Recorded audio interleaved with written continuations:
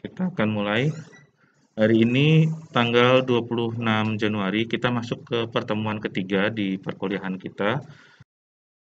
Ada website yang mengumpulkan nilai gravity absolut dari alat A10 ke beberapa negara. Ini mungkin saya ambil yang urutan abjad aja dari A sampai B. Kalau tempat di seluruh dunia atau worldwide itu mungkin cukup banyak ya. Jadi ini hanya sekedar sampel saja di beberapa daerah yang mungkin kita kenal. Sambil kalau misalkan terus terang saya nggak tampilkan websitenya terkait sumber angkanya ini. Jadi ini biasanya ada data di Alaska, kemudian ada koordinatnya. Nah, kita kalau misalnya pengen traveling virtual, nah biasanya bisa cek dari sini. Oh, di sana sekitar berapa. Ini angkanya pada orde 9,8. Kalau Alaska itu sekitar hampir di kutub utara begitu ya. Sedangkan ada lagi yang di dekat khatulistiwa di Indonesia mungkin ya ini kisarannya. Kalau ingin membandingkan observasi dari nilai gravity observasi. Nah, sekarang karena kita sudah tahu terkait dengan angka dan skala pada gravimeter absolut, kita ingin menunjukkan bahwa gravimeter relatif itu akan memberikan angka yang tidak seperti ini. Jadi kemarin sudah sempat saya singgung bahwa contohnya dari pembacaan ini nanti bisa ditunjukkan ada sekitar 4 digit angka dan 3 digit di belakang koma. Nah, untuk alat gravimeter Laplace-Rambek itu perlu dikonversi ke skala miligal karena baru skala alat. Nanti lebih detailnya harus tahu di praktikum. Seperti ini contohnya, misalkan ada 4 angka itu angkanya 1823.571.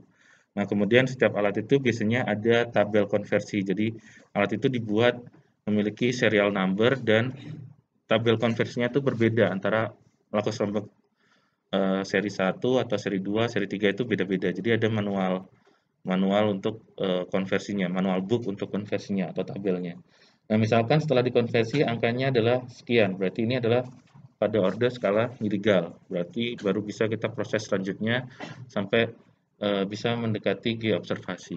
Begitu ya. Jadi ini adalah angka contoh yang dibaca pada satu stasiun. Nah, nanti pada saat pindah ke stasiun yang lain mungkin akan berbeda pada orde 2 desimal di sini. Kalau yang sampai 3D apa sorry, bukan 2 desimal, apa namanya? 2 digit dan 3 desimalnya itu biasanya akan berubah. Tapi jarang sekali akan kita temui yang sampai seratusan atau mungkin sampai seribuan. Kecuali Anda surveinya ekstrim dari puncak Himalaya ke misalkan di pantai di sekitar Filipina yang mendekati palung Mariana. Nah, jadi di tempat tertinggi sama tempat terendah di bumi. Atau misalkan lawless land itu di mana? Di sekitar laut mati begitu ya. Itu kalau nggak salah minus 300-an, minus 300-an dari min sea level. Jadi 300 meter kebayang kan?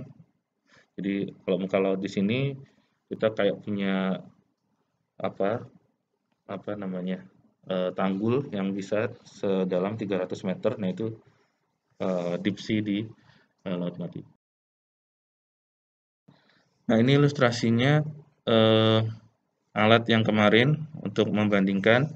Ini skema pengukuran atau apa dokumentasi pengukuran pada tahun 2011 di Banyurip di sekitar Bojonegoro terdekat Cepu juga, dan ini akuisisi di tahun 2015 di Gunung Aso. Ini ada dua alat. Yang pertama ini adalah Sintrek, yang ini adalah Lacoste-Rambek. Alatnya casingnya seperti ini, yang ini, sedangkan yang ini casingnya adalah ini. Dan ini untuk menunjukkan dimensinya ya, dimensi alat yang kita pakai. Di Indonesia kita pakai dua alat ini, di Jepang juga sama. Terus kalau yang terbaru mungkin ada yang Sinrek CG6. Kalau nanti mungkin Anda bekerja atau di perguruan tinggi yang lain ada Sinrek CG6, itu hampir sama seperti CG5 ini. Sinrek CG5 mungkin tapi lebih rendah dan sedikit lebih lebar. Mungkin rendahnya seperti ini dan tapi sedikit lebih lebar begitu. Terus kalau yang ini biasanya dibawanya bisa pakai ransel atau desain tasnya selempang. Kalau yang CG6 biasanya eh, bisa diletakkan di depan gitu ya, seperti ya. Nah, ini sedikit ilustrasi tentang instrumentasi.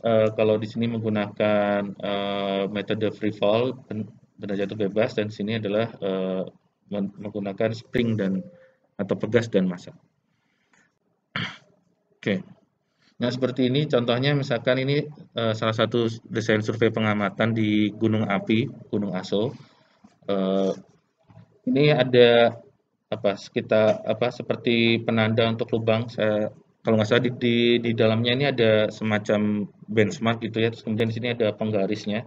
Jadi ada jarak yang diukur dari titik ini untuk menunjukkan lokasi yang sama setiap tahunnya ketika diobservasi. Jadi kembali ke titik yang sama. Jadi mungkin bukan ideal, tapi ini di jalan raya.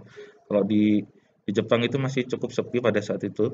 Kalau di kita mungkin udah kena macet ya. Kalau di jalan raya ini kan jalan aspal nih.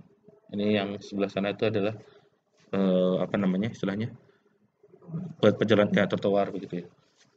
Buat pejalan kaki ya.